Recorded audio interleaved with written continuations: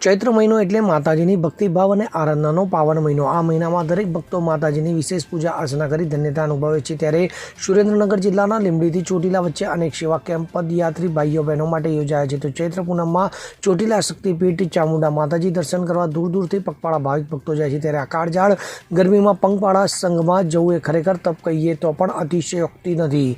પગપાળા યાત્રીઓ માટે દરેક સેવા કેમ્પ એ સાચા અર્થમાં સેવા કેમ્પ કહીએ એ તો જરા પણ ખોટું નથી। તો સેવા કેમ્પમાં પગપાળા યાત્રી માટે રાત્રિ ભોજન, વરિયાળી શરબત, ઠંડી છાશ, તરબૂચ અને રાત્રે સુવાની વ્યવસ્થા તેમજ પગમાલી જેવી વિવિધ મેડિકલ સેવાઓ પૂરી કરવામાં આવે છે। ત્યારે દરેક સેવા કેમ્પમાં સવાર સાંજ ચામુંડા માતાજીની આરતી અને પ્રસાદનું સુંદર આયોજન કરવામાં આવતું હોય છે। તો સેવા કેમ્પમાં અનેક સેવાભાવી લોકો પદયાત્રીઓની સેવા કરી માનવ સેવાનું ઉમદા કાર્ય કરી ધન્યતા અનુભવે છે।